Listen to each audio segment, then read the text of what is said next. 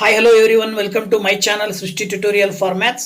ನಾನು ಈ ದಿನ 2019 HSTR ಎಕ್ಸಾಮಿನೇಷನ್ಗೆ ಸಂಬಂಧಪಟ್ಟ ಹಾಗೆ ಪೇಪರ್ 1 ಜನರಲ್ ಪೇಪರ್ಗೆ ಸಂಬಂಧಪಟ್ಟಂಥ ಕ್ವಶನ್ಸು ಈ ಒಂದು ಜನರಲ್ ಪೇಪರ್ನ ಮೊದಲ 54 ತನಕ ಡಿಸ್ಕಷನ್ ಮಾಡಿದ್ದೀನಿ.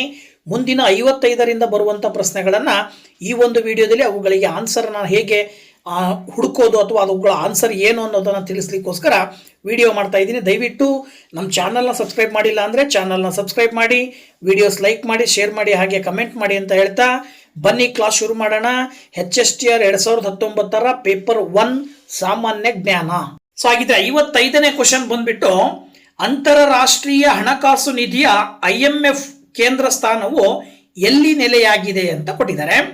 ಅಂದರೆ ಇಲ್ಲಿ ಅಂತಾರಾಷ್ಟ್ರೀಯ ನಿಧಿ ಅಂದರೆ IMF ನ ಕೇಂದ್ರ ಸ್ಥಾನವು ಸಾಮಾನ್ಯವಾಗಿ ನೀವು ಹೇಳ್ತೀರಾ ಸುಲಭವಾಗಿ ಇದಕ್ಕೆ ವಾಷಿಂಗ್ಟನ್ DC ಅಂತಕ್ಕಂಥ ಒಂದು ಸ್ಥಳದಲ್ಲಿ ಹಣಕಾಸು ನಿಧಿಯ ಒಂದು ಕೇಂದ್ರ ಸ್ಥಾನ ಇದೆ. ಇದು ಅಂತಾರಾಷ್ಟ್ರೀಯ ಹಣಕಾಸು ನಿಧಿ ಅಂತ ಕರಿತೀವಿ. ಹಾಗಾಗಿ ಆಪ್ಷನ್ 4 ನೀವು ಉತ್ತರವನ್ನಾಗಿ ಹೇಳಬೇಕಾಗತ್ತೆ 55ನೇ ಪ್ರಶ್ನೆಗೆ. ಪಕ್ಕದಲ್ಲಿ 59ನೇ ಪ್ರಶ್ನೆಯನ್ನು ಕೊಟ್ಟಿದ್ದಾರೆ.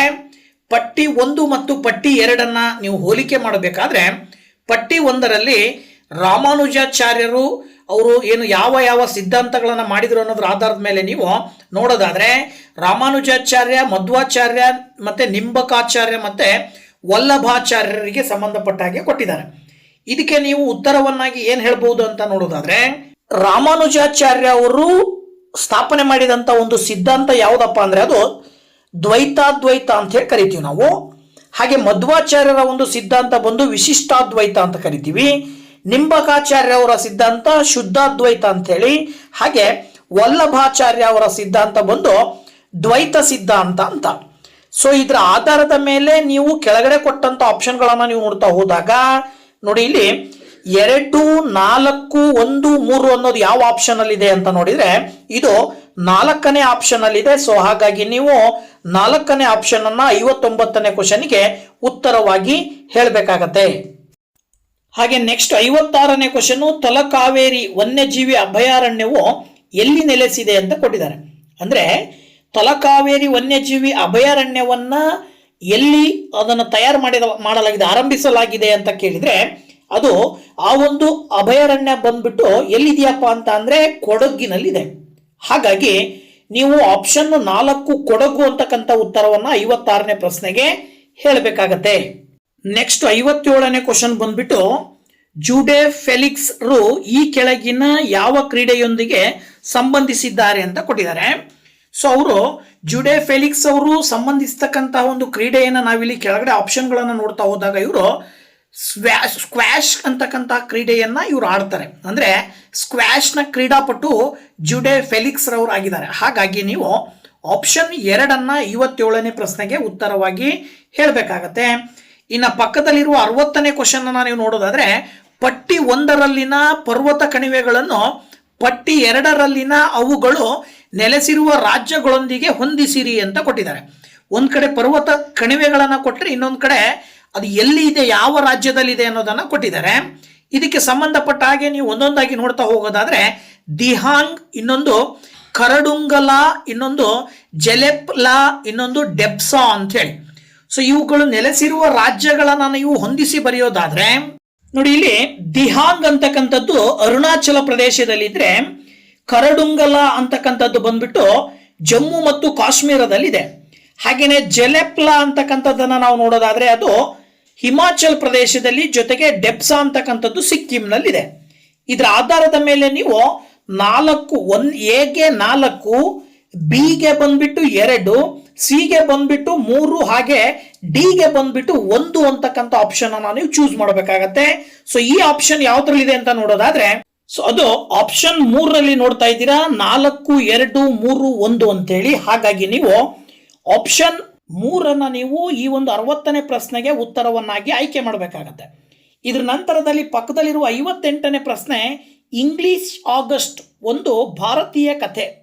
ಈ ಪುಸ್ತಕದ ಲೇಖಕರು ಯಾರು? ಅಂದ್ರೆ ಬ್ರಿಟಿಷರು ಭಾರತಕ್ಕೆ ಸ್ವಾತಂತ್ರ್ಯವನ್ನು ಕೊಡೋದಕ್ಕೆ ಸಂಬಂಧಪಟ್ಟ ಹಾಗೆ ಆಗಸ್ಟ್ 15ಕ್ಕೆ ನಮಗೇನು ಸ್ವಾತಂತ್ರ್ಯ ಸಿಕ್ತು, ಈ ವಿಷಯವನ್ನು ಒಳಗೊಂಡಂತ ಒಂದು ಕಥೆಯನ್ನ ಬರೀತಾರೆ. ಆ ಕಥೆಯನ್ನು ಬರೆದಂಥ ಒಬ್ಬ ಲೇಖಕರು ಯಾರು ಅಂತ ಕೊಟ್ಟಿದ್ದಾರೆ. ಸೊ ಲೇಖಕರು ಯಾರಪ್ಪ ಅಂದರೆ ಅವರು ವಿಕ್ರಮ್ ಸೇಠ್ ಅಂತೇಳಿ ಕರಿತೀವಿ. ಸೊ ಹಾಗಾಗಿ ನೀವು ಆಪ್ಷನ್ 1 ನೀವು 58ನೇ ಪ್ರಶ್ನೆಗೆ ಉತ್ತರವಾಗಿ ಹೇಳಬೇಕಾಗತ್ತೆ. ನೆಕ್ಸ್ಟ್ ಕ್ವಶನ್ ನಂಬರ್ 61 ಬಂದ್ಬಿಟ್ಟು, ಈ ಕೆಳಗಿನ ಯಾವ ದೇಶದಲ್ಲಿ ಇಪ್ಸ್ವಿಚ್ ಕಲ್ಲಿದ್ದಲು ಗಣಿಯ ನಿಕ್ಷೇಪವಿದೆ ಅಂತ ಕೊಟ್ಟಿದ್ದಾರೆ. ಅಂದರೆ ಇಪ್ಸ್ವಿಚ್ ಕಲ್ಲಿದ್ದಲು ಗಣಿಯ ಒಂದು ನಿಕ್ಷೇಪವನ್ನು ಹೊಂದಿರುವಂತಹ ದೇಶ ಯಾವುದು ಅನ್ನೋದು ಈ ಒಂದು ಪ್ರಶ್ನೆ. ಸೊ ಆ ಒಂದು ದೇಶ ಯಾವುದಪ್ಪ ಅಂದರೆ ಅದು ಆಸ್ಟ್ರೇಲಿಯಾದಲ್ಲಿ ಇಪ್ಸ್ವಿಚ್ ಅಂತಕ್ಕಂಥ ಒಂದು ಕಲ್ಲಿದ್ದಲಿನ ಗಣಿ ಇದೆ, ಆ ಒಂದು ಗಣಿಯ ನಿಕ್ಷೇಪ ಇದೆ. ಹಾಗಾಗಿ ಆಪ್ಷನ್ 3 ನೀವು 61ನೇ ಪ್ರಶ್ನೆಗೆ ಉತ್ತರವನ್ನಾಗಿ ಹೇಳಬೇಕಾಗತ್ತೆ. ಹಾಗೆ ಪಕ್ಕದಲ್ಲಿರುವಂಥ 64ನೇ ಪ್ರಶ್ನೆಯನ್ನು ನೋಡೋದಾದರೆ ಪಟ್ಟಿ 1 ಮತ್ತು ಪಟ್ಟಿ 2 ಕೊಟ್ಟಿದ್ದಾರೆ. ಪಟ್ಟಿ 1ರಲ್ಲಿನ ಪ್ರಾಣಿಗಳೊಂದಿಗೆ ಪಟ್ಟಿ 2ರಲ್ಲಿನ ಅವುಗಳ ವನ್ಯಜೀವಿ ಅಭಯ ಧಾಮಗಳನ್ನು ಹೊಂದಿಸಿರಿ ಅಂತ ಕೊಟ್ಟಿದ್ದಾರೆ. ಅಂದರೆ ಪ್ರಾಣಿ ಒಂದು ಕಡೆ ಇದೆ, ಇನ್ನೊಂದು ಅದು ಯಾವ ಒಂದು ಅಭಯಾರಣ್ಯದಲ್ಲಿದೆ ಅನ್ನೋದನ್ನು ಕೊಟ್ಟಿದ್ದಾರೆ. ಅದಕ್ಕೆ ನೀವು ಕಂಪೇರ್ ಮಾಡ್ತಾ ಹೋಗೋದಾದರೆ 64ನೇ ಪ್ರಶ್ನೆಗೆ ಇವುಗಳನ್ನು ಒಂದೊಂದಾಗಿ ನೋಡ್ತಾ ಹೋಗೋಣ. ಚಿಂಕಾರ, ಬ್ಲಾಕ್ ಬಕ್ ಮತ್ತು 4 ಕೊಂಬಿನ ಜಿಂಕೆಯ ಜೊತೆಗೆ ಸ್ಲಾತ್ ಕರಡಿ ಅಂತ ಕೊಟ್ಟಿದ್ದಾರೆ. ಸೊ ಇವು ಎಲ್ಲೆಲ್ಲಿ ಬರ್ತಾವಪ್ಪ ಅಂತ ನೀವು ನೋಡೋದಾದ್ರೆ, ಚಿಂಕಾರ ಅಂತಕ್ಕಂಥ ಒಂದು ಪ್ರಾಣಿ ಇರ್ತಕ್ಕಂಥದ್ದು ಎಡಹಳ್ಳಿಯ ಒಂದು ವನ್ಯಜೀವಿ ಅಭಯಧಾಮದಲ್ಲಾದರೆ, ಬ್ಲಾಕ್ ಬಕ್ ಅಂತಕ್ಕಂಥದ್ದು ಇರ್ತಕ್ಕಂಥದ್ದು ಬಂದು ರಾಣೆಬೆನ್ನೂರಿನ ಒಂದು ಅಭಯಧಾಮದಲ್ಲಿದೆ. ಹಾಗೇನೆ 4 ಕೊಂಬಿನ ಜಿಂಕೆ ಬಂದ್ಬಿಟ್ಟು ನಿಮಗೆ ರಂಗಯ್ಯನ ದುರ್ಗದಲ್ಲಿದ್ರೆ, ಸ್ಲಾತ್ ಕರಡಿ ಬಂದ್ಬಿಟ್ಟು ದಾರೋಜಿ ಅಂತಕ್ಕಂಥ ಅಭಯಧಾಮದಲ್ಲಿದೆ. ಇದರ ಆಧಾರದ ಮೇಲೆ ನೀವು 4, 1, 3, 2 ಸರಿಯಾದ ಆಪ್ಷನ್ ಆಗತ್ತೆ. ABCDಗೆ A 4, B ಬಂದ್ಬಿಟ್ಟು 1, C ಬಂದ್ಬಿಟ್ಟು 3, D ಬಂದ್ಬಿಟ್ಟು 2. ಈ ತರಹದ ಒಂದು ಹೊಂದಿಕೆಯನ್ನು ಹೊಂದಿರತಕ್ಕಂಥ ಆಪ್ಷನ್ ಕೆಳಗಡೆ ಯಾವುದಿದೆಯಪ್ಪ ಅಂತ ನೀವು ನೋಡೋದಾದ್ರೆ ಅದು ಆಪ್ಷನ್ 2ರಲ್ಲಿದೆ, 4, 1, 3, 2 ಅಂತೇಳಿ. ಸೊ ದಟ್ ಆಪ್ಷನ್ 4 ನೀವು ಉತ್ತರವನ್ನ ಹೇಳಬೇಕಾಗತ್ತೆ 64ನೇ ಪ್ರಶ್ನೆಗೆ. ಪಕ್ಕದಲ್ಲಿರುವ 62ನೇ ಪ್ರಶ್ನೆಯನ್ನ ನೀವು ನೋಡೋದಾದ್ರೆ 62ನೇ ಕ್ವಶನ್ ಬಂದ್ಬಿಟ್ಟು, ವರ್ಗಾವಣೆ ಬೇಸಾಯಕ್ಕೆ ವಿವಿಧ ದೇಶಗಳಲ್ಲಿ ವಿವಿಧ ಹೆಸರುಗಳಿರುವುದು ತಿಳಿದು ಬಂದಿದೆ. ಈ ಒಂದು ಕೆಳಗಿನ ಯಾವ ದೇಶದಲ್ಲಿ ಅದನ್ನು ರೋಕಾ ಎಂದು ಕರೆಯಲಾಗಿದೆ? ಅಂದ್ರೆ ಬೇಸಾಯಕ್ಕೆ ಸಂಬಂಧಪಟ್ಟಾಗೆ ವರ್ಗಾವಣೆ ಬೇಸಾಯ ಅಂತಕ್ಕಂಥದ್ದು ಒಂದು ವಿಧದ ಬೇಸಾಯದ ಪದ್ಧತಿ. ಈ ಒಂದು ಬೇಸಾಯದ ಪದ್ಧತಿ ಬೇರೆ ಬೇರೆ ದೇಶಗಳಲ್ಲೂ ಕೂಡ ಇದೆ. ಏನಪ್ಪಾ ಅಂದ್ರೆ ಆ ಬೇರೆ ಬೇರೆ ದೇಶಗಳಲ್ಲಿ ಬೇರೆ ಬೇರೆ ಹೆಸರುಗಳಿಂದ ಕರೀತಾರೆ. ಹಾಗಿದ ಮೇಲೆ ರೋಕಾ ಅಂತೇಳಿ ಕರೆಯುವಂತ ದೇಶ ಯಾವುದು? ಸೊ ಕೆಳಗೆ ಕೊಟ್ಟಂತ 4 ಆಪ್ಷನ್ಗಳಲ್ಲಿ ರೋಕಾ ಅಂತ ಹೇಳ್ಬಿಟ್ಟು ಬ್ರೆಜಿಲ್ನಲ್ಲಿ ಕರೀತಾರೆ. ಹಾಗಾಗಿ ನೀವು ಆಪ್ಷನ್ 1 ಸರಿಯಾದ ಉತ್ತರವಾಗಿ ಆಯ್ಕೆ ಮಾಡ್ತೀರಾ. ಅದೇ ರೀತಿನಲ್ಲಿ ಇನ್ನೊಂದು ಈ ಕಡೆ ಇರುವಂತ 65ನೇ ಪ್ರಶ್ನೆ, ಕೆಳಗಿನ ಯಾವ ತಿದ್ದುಪಡಿಗಳಿಂದ ಆಸ್ತಿಯ ಹಕ್ಕನ್ನು ಮೂಲಭೂತ ಹಕ್ಕುಗಳಿಂದ ತೆಗೆದು ಹಾಕಲಾಗಿದೆ? ಪ್ರಾರಂಭದಲ್ಲಿ ಆಸ್ತಿಯ ಹಕ್ಕು ಅಂತಕ್ಕಂಥದ್ದು ಒಂದು ಮೂಲಭೂತ ಹಕ್ಕಿನಲ್ಲಿ ಇತ್ತು ಸಂವಿಧಾನದಲ್ಲಿ. ಆ ಒಂದು ಮೂಲಭೂತ ಹಕ್ಕುಗಳಿಂದ ಆಸ್ತಿಯ ಹಕ್ಕನ್ನು ತೆಗೆದು ಹೊರಗಡೆ ಹಾಕಿದ್ದು ಯಾವ ಒಂದು ತಿದ್ದುಪಡಿ, ಎಷ್ಟನೇ ತಿದ್ದುಪಡಿಯಲ್ಲಿ ಈ ಒಂದು ಕ್ರಮವನ್ನು ಕೈಗೊಳ್ಳಲಾಯಿತು ಅಂದ್ರೆ ಅದು 44ನೇ ತಿದ್ದುಪಡಿಯಲ್ಲಿ ಈ ಕ್ರಿಯೆಯನ್ನ ಮಾಡ್ತಾರೆ. ಅಂದ್ರೆ ಇದರ ಅರ್ಥ ಆಪ್ಷನ್ 3 ನೀವು ಈ ಒಂದು ಪ್ರಶ್ನೆಗೆ ಉತ್ತರವನ್ನಾಗಿ ಹೇಳಬೇಕಾಗತ್ತೆ. ಸೊ ನೆಕ್ಸ್ಟ್ ಕ್ವಶನ್ 63ನೇ ಕ್ವಶನ್, ಒಬ್ಬ ಸಾರ್ವಜನಿಕ ನೌಕರನು ಸಾರ್ವಜನಿಕ ಕರ್ತವ್ಯಗಳನ್ನು ಮಾಡಲು ವಿಫಲನಾದಲ್ಲಿ ಈ ಕೆಳಗಿನ ಯಾವ ರಿಟ್ಟನ್ನು ನ್ಯಾಯಾಲಯವು ಜಾರಿ ಮಾಡಬಹುದು ಅಂತ ಕೊಟ್ಟಿದ್ದಾರೆ. ಅಂದ್ರೆ ಒಬ್ಬ ಸಾರ್ವಜನಿಕ ನೌಕರ ಅಂದ್ರೆ ಅಪಾಯಿಂಟ್ ಅಲ್ಲಿ ಇರ್ತಕ್ಕಂಥ ಒಬ್ಬ ವ್ಯಕ್ತಿ ಸಾರ್ವಜನಿಕ ಕರ್ತವ್ಯಗಳನ್ನು ಮಾಡುವಲ್ಲಿ ಏನಾದರೂ ವಿಫಲನಾದರೆ ಅಂದರೆ ಅವನು ತನ್ನ ಕಾರ್ಯವನ್ನು ಸರಿಯಾಗಿ ಮಾಡಿಲ್ಲ ಅಂತ ಅಂದರೆ ನ್ಯಾಯಾಲಯವು ಯಾವ ಒಂದು ರಿಟ್ಟನ್ನು ಜಾರಿ ಮಾಡಬಹುದು ಅನ್ನೋದು ಪ್ರಶ್ನೆ. ಈ ಕೆಳಗಡೆ ಇರುವಂಥ ಆಪ್ಷನ್ಗಳನ್ನು ನೀವು ನೋಡೋದಾದರೆ ರಿಟ್ ಆಫ್ ಮ್ಯಾಂಡಮಸ್ ಅಂತಕ್ಕಂಥ ಒಂದು ರಿಟ್ಟನ್ನು ಜಾರಿ ಮಾಡಲಿಕ್ಕೆ ನ್ಯಾಯಾಲಯಕ್ಕೆ ಅವಕಾಶ ಇರುತ್ತೆ. ಸೊ ಹಾಗಾಗಿ ನೀವು ಆಪ್ಷನ್ 3 63ನೇ ಪ್ರಶ್ನೆಗೆ ಉತ್ತರವಾಗಿ ಹೇಳಬೇಕಾಗತ್ತೆ. ಇನ್ನು ಪಕ್ಕದಲ್ಲಿರುವಂಥ 66ನೇ ಪ್ರಶ್ನೆ ಬಂದ್ಬಿಟ್ಟು, ಭಾರತೀಯ ಸಂವಿಧಾನದ 352ನೇ ಅನುಚ್ಛೇದದಡಿ ತುರ್ತು ಪರಿಸ್ಥಿತಿಯು ಘೋಷಿತವಾಗಿದ್ದಾಗ ಈ ಕೆಳಗಿನ ಯಾವುದು ಸರಿಯಲ್ಲ ಅಂತೇಳಿ. ಅಂದರೆ 352ನೇ ಒಂದು ಅನುಚ್ಛೇದದ ಅಡಿಯಲ್ಲಿ ಏನಾದರೂ ತುರ್ತು ಪರಿಸ್ಥಿತಿ ಘೋಷಣೆ ಆಯಿತು ಅಂತ ಅಂದರೆ ಆ ಒಂದು ಸಂದರ್ಭದಲ್ಲಿ ಕೆಳಗಿನ ಯಾವುದು ಸರಿ ಇರೋದಿಲ್ಲ ಅಂತೇಳಿ ಕೊಟ್ಟಿದ್ದಾರೆ ಅವರು. ಸೊ ಇವುಗಳನ್ನು ನೀವು ಒಂದೊಂದಾಗಿ ನೋಡ್ತಾ ಹೋದಾಗ ನೀವು ಇಲ್ಲಿ ಎರಡನೇ ಆಪ್ಷನಲ್ಲಿ ಇರ್ತಕ್ಕಂಥದ್ದು ಏನಿದೆಯಲ್ಲ, ಉಚ್ಚ ನ್ಯಾಯಾಲಯದ ಅಧಿಕಾರಿಗಳನ್ನು ಭಾರತದ ಸರ್ವೋಚ್ಚ ನ್ಯಾಯಾಲಯವು ತೆಗೆದುಕೊಳ್ಳಬಹುದು ಅನ್ನೋದೇನಿದೆಯಲ್ಲ, ಇದು ಆ ಒಂದು ಸಂದರ್ಭದಲ್ಲಿ ಆಗದೇ ಇರುವಂತಹ ಕೆಲಸ. ಹಾಗಾಗಿ ಆಪ್ಷನ್ 2 ನೀವು ಉತ್ತರವನ್ನಾಗಿ ಹೇಳಬೇಕಾಗತ್ತೆ 66ನೇ ಪ್ರಶ್ನೆಗೆ. ನೆಕ್ಸ್ಟ್ ಈ ಕಡೆ 70ನೇ ಪ್ರಶ್ನೆಯನ್ನು ನೀವು ನೋಡೋದಾದ್ರೆ 70ನೇ ಕ್ವಶನ್ಗೆ ಈ ಕೆಳಗಿನವುಗಳಲ್ಲಿ ಯಾವುದು ಮಿಜೋರಾಂನೊಂದಿಗೆ ಗಡಿಯನ್ನು ಹೊಂದಿಲ್ಲ ಅಂತ ಕ್ವಶನ್. ಸೊ ಇದಕ್ಕೆ ನೀವು ಆನ್ಸರ್ನ ಹೇಳೋದಾದ್ರೆ ಮಿಜೋರಾಂನೊಂದಿಗೆ ಗಡಿಯನ್ನು ಹೊಂದದೇ ಇರ್ತಕ್ಕಂಥ ಒಂದು ಏನು ದೇಶ ಯಾವುದಪ್ಪ ಅಂತ ಹೇಳಿದ್ರೆ ಅಥವಾ ರಾಜ್ಯ ಯಾವುದಪ್ಪ ಅಂತ ಹೇಳಿದ್ರೆ ನೀವು ಇಲ್ಲಿ ಆಪ್ಷನ್ 1 ನಾಗಾಲ್ಯಾಂಡ್ ಅಂತಿದೆಯಲ್ವಾ. ಸೊ ನಾಗಾಲ್ಯಾಂಡ್ ಅಂತಕ್ಕಂಥದ್ದು ಮಿಜೋರಾಂನೊಂದಿಗೆ ಯಾವುದೇ ರೀತಿಯಾದಂಥ ಗಡಿಯನ್ನು ಹೊಂದಿಲ್ಲ. ಯಾಕಂದ್ರೆ ಇವೆರಡೂ ಕೂಡ ಅಕ್ಕಪಕ್ಕದ ರಾಜ್ಯಗಳ ಅಲ್ಲ.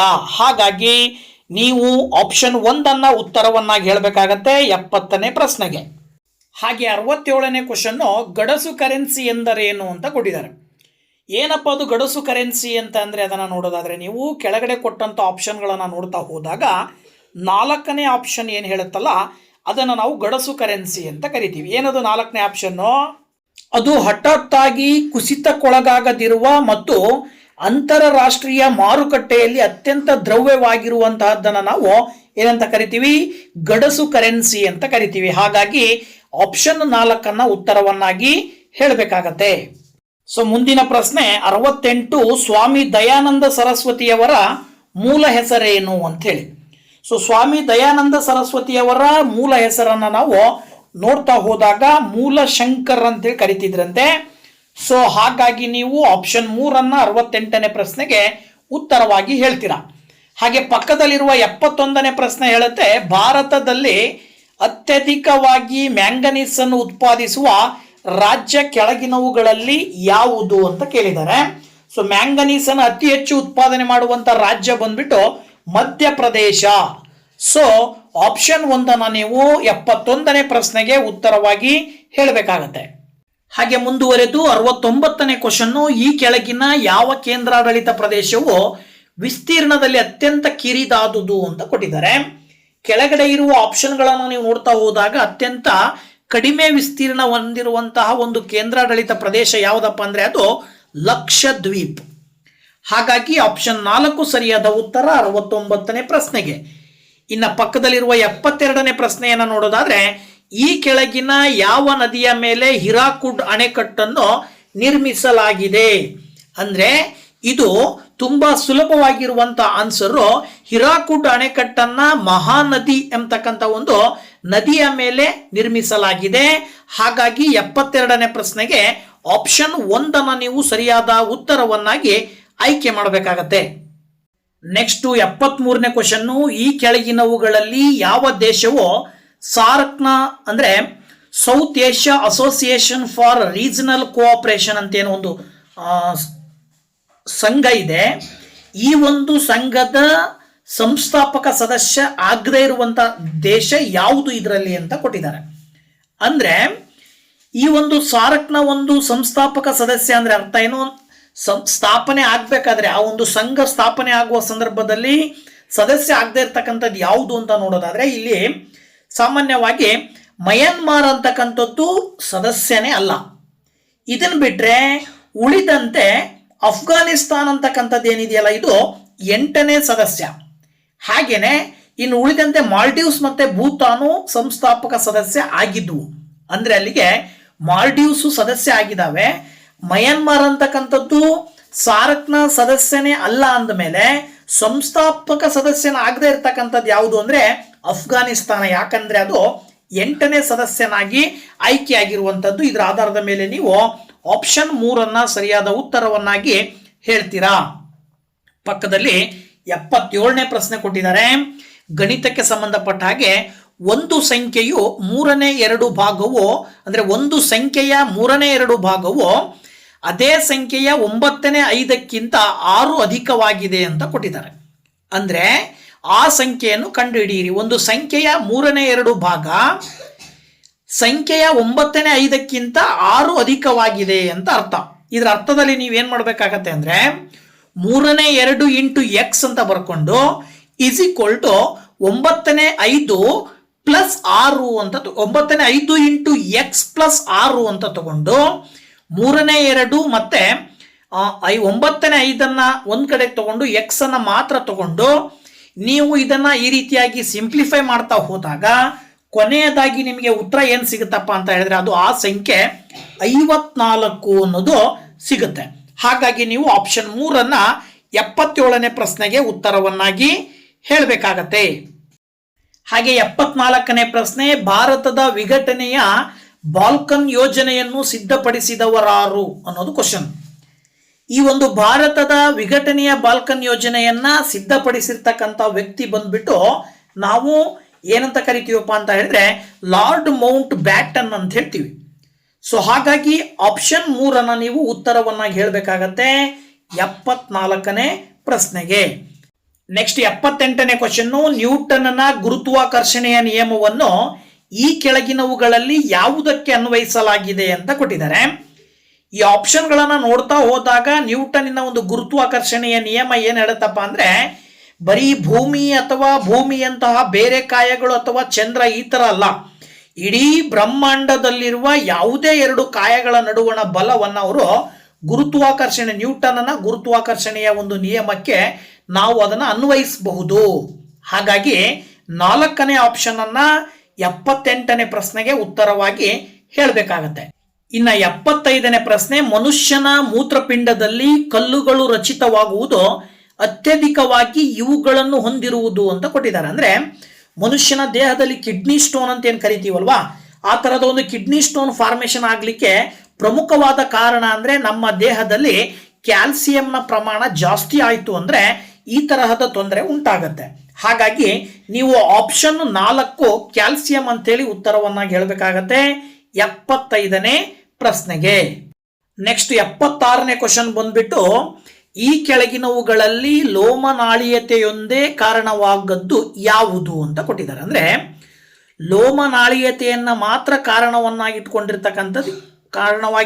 ಇರ್ತಕ್ಕಂಥದ್ದು ಯಾವುದು ಅಂದ್ರೆ ಅದನ್ನ ಬಿಟ್ಟು ಬೇರೆ ಬೇರೆ ಕಾರಣಗಳು ಇರ್ತವೆ ಅನ್ನೋದಕ್ಕೆ ಸಂಬಂಧಪಟ್ಟ ಹಾಗೆ ಇಲ್ಲಿ ನೀವು ಹೇಳ್ಬೋದು. ಅಂದ್ರೆ ಏನು, ಒಂದು ಸಸ್ಯದಲ್ಲಿ ನೀರಿನ ಹನಿಯು ಬೇರುಗಳಿಂದ ಅದರ ಫೈಲೇಸ್ಗಳಿಗೆ ವಿತರಣೆ ಆಗ್ತಕ್ಕಂಥದ್ದು ಏನಿದೆಯಲ್ಲ, ಈ ಒಂದು ಕ್ರಿಯೆ ಏನಾಗಿರುತ್ತೆ ಅಂದ್ರೆ ಬರೀ ಲೋಮನಾಳೀಯತೆಯಿಂದ ಮಾತ್ರ ಅಲ್ಲ, ಅಂದ್ರೆ ವೆಸಲ್ಸ್ಗಳಿಂದ ಮಾತ್ರ ಈ ಕ್ರಿಯೆ ನಡೆಯೋದಿಲ್ಲ. ವೆಸಲ್ಸ್ಗಳ ಜೊತೆಗೆ ಇಲ್ಲಿ ಏನಾಗತ್ತೆ ಅಂದ್ರೆ ಆ ಒಂದು ನೀರಿನ ಹನಿ ಏನಾಗತ್ತೆ ಅಂದ್ರೆ ಫೈಲೇಸ್ಗಳಿಗೆ ವಿತರಣೆ ಆಗೋದ್ರ ಮೂಲಕವಾಗಿ ಸಸ್ಯ ನೀರಿನ ಹನಿ ಬೇರುಗಳಿಂದ ಸರಬರಾಜು ಆಗುತ್ತೆ. ಹಾಗಾಗಿ 76ನೇ ಪ್ರಶ್ನೆಗೆ 4ನೇ ಆಪ್ಷನ್ ಅನ್ನ ಉತ್ತರವನ್ನಾಗಿ ಹೇಳಬೇಕಾಗತ್ತೆ. ಹಾಗೆ ಪಕ್ಕದಲ್ಲಿರುವ 79ನೇ ಕ್ವಶನ್ ನೋಡೋದಾದ್ರೆ ಭಾರತೀಯ ರಿಸರ್ವ್ ಬ್ಯಾಂಕ್ನ ತೆರೆದ ಮಾರುಕಟ್ಟೆಯ ಕಾರ್ಯಾಚರಣೆಗಳು ಇದಕ್ಕೆ ಸಂಬಂಧಿಸಿವೆ ಅಂತ ಕ್ವಶನ್. ಏನಿದು ಭಾರತೀಯ ರಿಸರ್ವ್ ಬ್ಯಾಂಕ್ ಏನಿದೆಯಲ್ಲ ಆ ಒಂದು ತೆರೆದ ಮಾರುಕಟ್ಟೆಯ ಕಾರ್ಯಾಚರಣೆಗಳು ಯಾವುದಕ್ಕೆ ಸಂಬಂಧಿಸಿದ್ದು?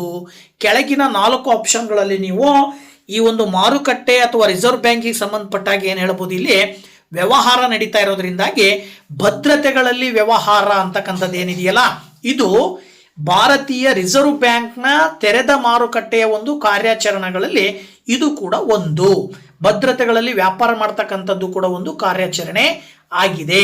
ಹಾಗಾಗಿ ನೀವು 79ನೇ ಕ್ವಶನ್ನಿಗೆ ಆಪ್ಷನ್ 3 ಸರಿಯಾದ ಉತ್ತರವನ್ನಾಗಿ ಆಯ್ಕೆ ಮಾಡಬೇಕಾಗತ್ತೆ. ಸೊ ಈ ಒಂದು ವಿಡಿಯೋದಲ್ಲಿ ಜನರಲ್ ಪೇಪರ್ HSTR 2019ನೇ ಇಸ್ವಿಯ ಒಂದು ಕ್ವಶನ್ ಪೇಪರ್ನ ಫಸ್ಟ್ ಪೇಪರ್ ಮೊದಲನೇ ಪೇಪರಿನ ಜನರಲ್ ನಾಲೆಡ್ಜ್ಗೆ ಸಂಬಂಧಪಟ್ಟಂತ ಕ್ವಶನ್ಸು 55ರಿಂದ 79ರವರೆಗೂ ಬರುವಂಥ ಪ್ರಶ್ನೆಗಳನ್ನು ಈ ವಿಡಿಯೋದಲ್ಲಿ ನಿಮ್ಮ ಜೊತೆ ಡಿಸ್ಕಷನ್ ಮಾಡಿದ್ದೀನಿ. ಮುಂದಿನ 80ರಿಂದ 100 ತನಕ ಬರ್ತಕ್ಕಂಥ ಪ್ರಶ್ನೆಗಳಲ್ಲಿ ಹಲವು ಪ್ರಶ್ನೆಗಳು ಗಣಿತ ವಿಷಯಕ್ಕೆ ಸಂಬಂಧಪಟ್ಟ ಹಾಗೆ ಇದ್ದಾವೆ. ಸೊ ಆ ಒಂದು ವಿಷಯಗಳ ಜೊತೆಗೆ ಆ ಪ್ರಶ್ನೆಗಳ ಜೊತೆಗೆ ಉಳಿದೆಲ್ಲ ಒಟ್ಟು 21 ಪ್ರಶ್ನೆಗಳನ್ನು ಮುಂದಿನ ವಿಡಿಯೋದಲ್ಲಿ ನಿಮ್ಮ ಜೊತೆ ಹಂಚ್ಕೊಳ್ತೀನಿ. ಅಲ್ಲಿ ತನಕ ವೇಟ್ ಮಾಡ್ತಾ ಇರಿ ಅಂತ ಹೇಳ್ತಾ ಇಷ್ಟು ತನಕ ತಾವೆಲ್ಲರೂ ಕೂಡ ವಿಡಿಯೋ ನೋಡಿದ್ದೀರಾ. So once again thank you very much. Bye bye.